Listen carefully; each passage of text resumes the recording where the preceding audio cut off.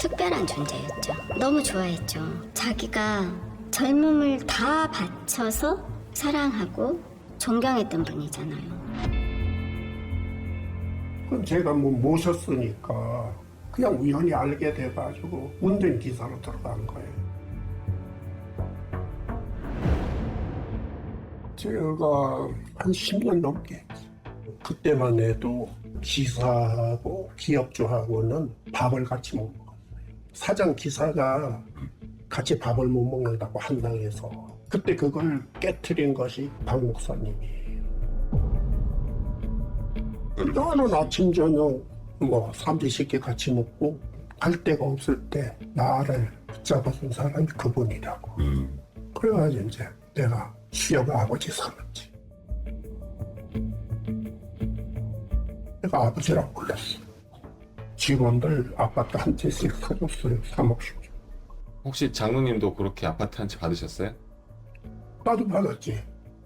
40년 전이 될까? 그때 다 주셨어요. 그 당시는 그게 뭐 2,500만 원 정도? 근데 지금은 한 2억 5천 될까 모르지. 존경했어요. 김태촌 씨가 조폭의 우두머리도 전혀 꺼리낌 없이 안수도 해주고 품어주고 어루만져 주더라. 시장 안에서까지 소위 실력을 행사했던 조직폭력배 서방파 두목 김태촌 피고인에게 사형이 구형됐습니다. 내가 알기로 김태촌 씨가 그 복음을 받아들인 신자가 된 것으로 알고 있어요. 신학의 아버지라고 부릅니다.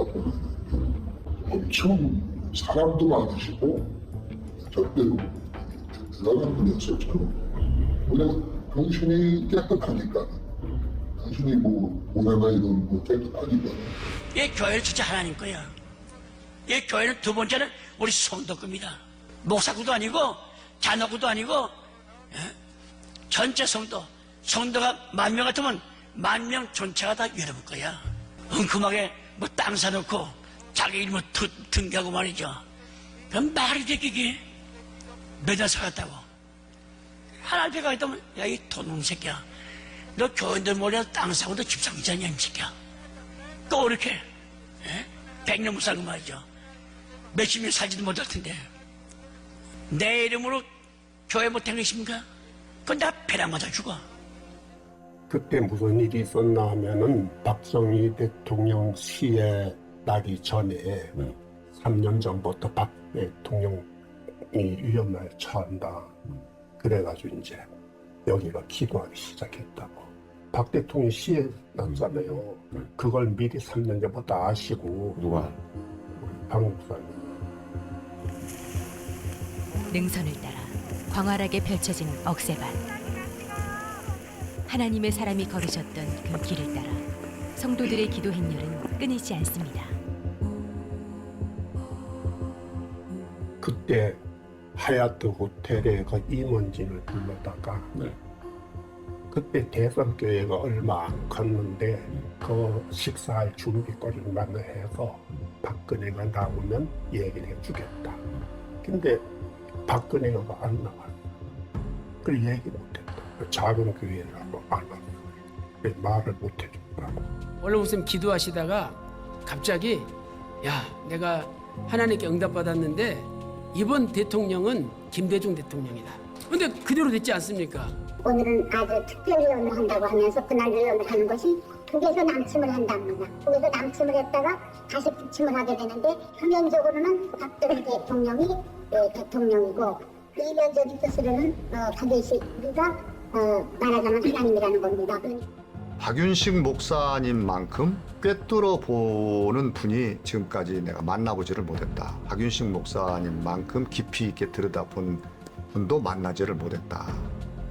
박윤식 목사님의 말씀은 나에게 발등에 등불이 되었다. 이렇게 고백을 하시더라고요.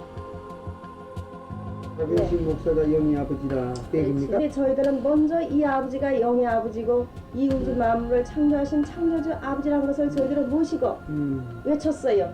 그럼 박윤식 목사는 셋째 아담입니까? 아니죠. 둘째 아담?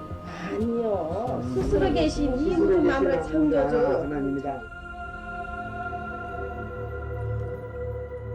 지리산 이제 천왕봉이 있잖아요. 천왕봉에서 대략 한 7, 80m 정도를 동북쪽으로 내려가다 보면 아주 급격한 낭떠러지가 있어요. 한 4, 50m 정도가 됩니다. 아주 아찔해요. 급격한 낭떠러지를 타고 내려가서 우측으로 동굴 하나가 있어요. 그 동굴에서 3년 동안 박윤식 목사가 생식을 하면서 성경을 통독을 하고 성경의 거의 모든 비밀을 다 풀었다.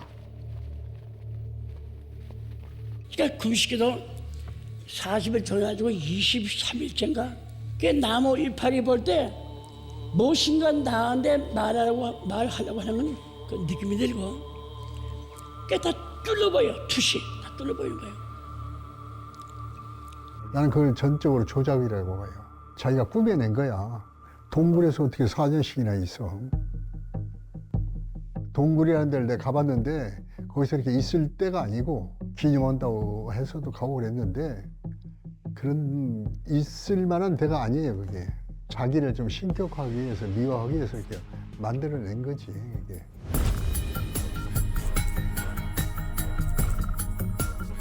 이게 장안산에서 기도하는 모습이에요. 이게 박윤식 목사의 어떤 그 위대성을 나타내기 위해서 이렇게 이제 만든 거죠. 이제 이런 것이 이제 이분의 위장된 카리스마지.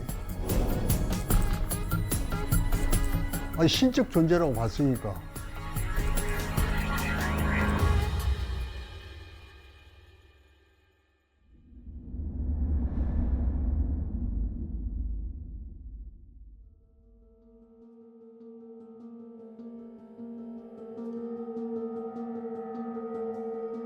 당시에 언론 기자들 앞에 잔뜩 앉혀놓고서 다리도 딱 꼬시고 되게 당당하게 박윤식 목사를 비호하시고 또 탕명환 씨 정도가 우리 교회에 영향을 미친다고는 생각을 안 했습니다. 전혀.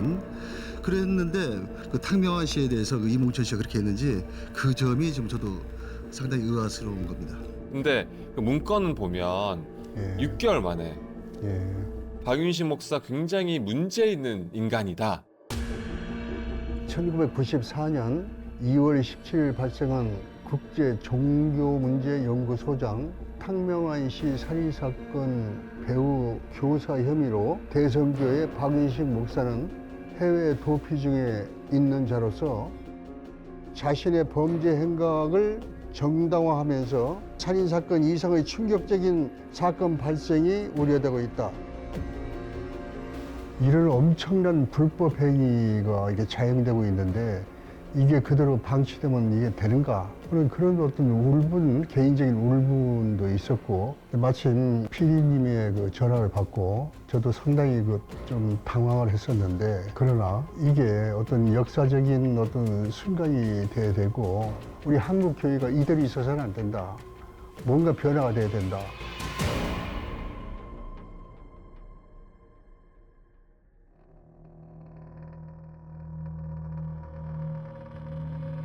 방이 그러니까 아방궁이야, 아방궁.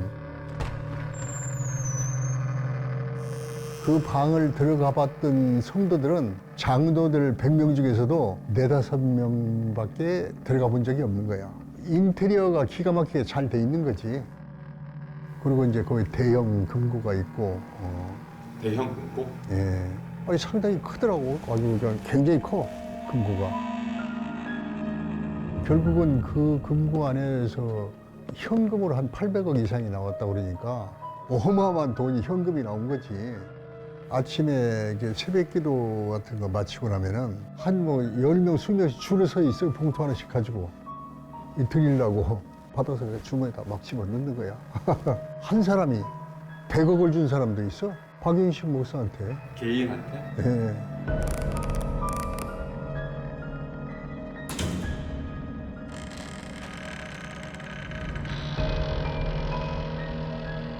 이분의 목표는 이 아들들한테 돈을 어떻게 빼돌릴 수가 있는가. 그 아들들이 셋이 다 미국에 살고 있는데 교회에 있는 헌금을 빼돌려서 글로 줘서 그 아들들이 편하게 살게 할까. 돈을 빼갈 수 있는 방법이 그 당시에는 핸드캐리밖에 없는 거야. 돈을 사람이 옮겨갈 수밖에 없는 거야. 그리고 그 옮겨갈 수 있는 방법이 미국에 있는 우리 그 지교회들이 있어요. 이 지교회에 선교간다. 드보라 선교대를 통해서 이제 한 100명씩을 꾸고 가는 거예요. 근데 그 당시에 갈 수 있는 돈은 5,000불이야. 이게 100명이면은 50만 불이 한 번에 갈 수가 있는 거야, 이게. 나눠줘서 이제 거기 가가지고 다시 이제 회수해가지고 아들들한테 주는 거야. 탕명원이 집중적으로 이제 추적을 한 거죠.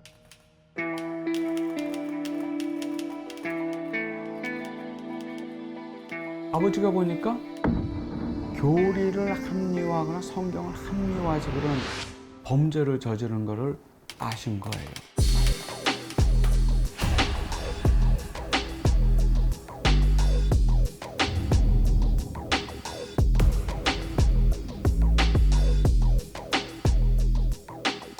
미국에서 19만 불짜리 상당히 좋은 집입니다. 2년 달러짜리 캐비라를 어떻게 판단해요? 너무 놀라운 것은 이번에 얼마 전에 대선교회 경리 아가씨 바로 박윤식이 세운 워싱턴과 LA의 형치 장로교회 장로와 8사람 5만 달러를 빌간주하다가 공항에서 걸려가지고 3명 잡혔습니다. 그럼 그 돈이 어떻게 해서 나온 돈인가? 저는 박윤식이 돈이 아닌가 이렇게 생각을 했습니다.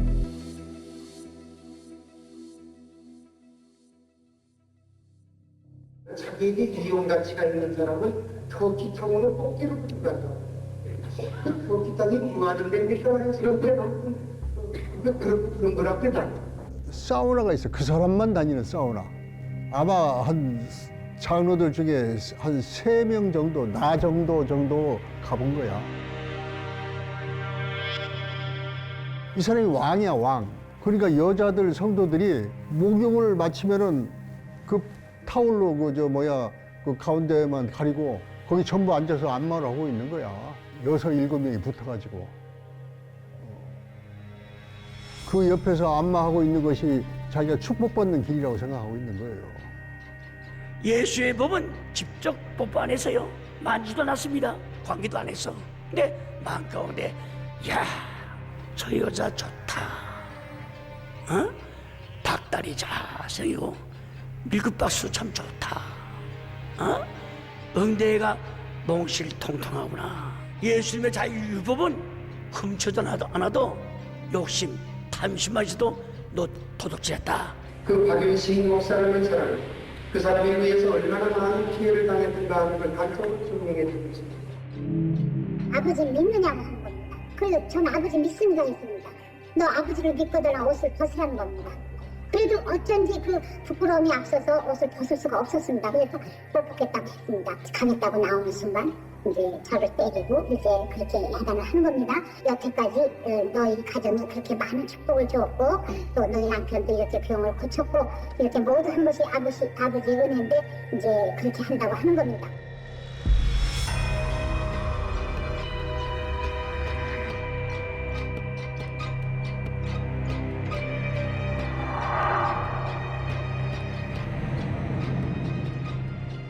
국무총리 부인한테 2년 전에 하니까 야, 이년 남편이 총리라고 너는 목에 힘주고 다녀? 이런단 말이야. 그러니까 나머지 이 성도들은 그 카리스마에 압도되는 거예요. 그 담임 목사를 말 안 들으면 그냥 둥뱅이를 때리는 거야. 발로 차고 때리고 무릎 꿇혀놓고 말이야. 어?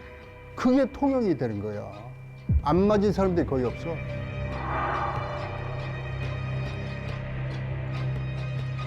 박윤식 씨가 밝히기도 들이차고 그래서 왜 아버지께서 그렇게 말씀을 거치냐 애들이 강태 같은 세상에 왔으니까 강태처럼 하지 않으면 안 된다. 그런 식으로 자식을 강요하시겠어요. 그 다음에 영국제가 그거 상스러워서 표현을 못하겠어요.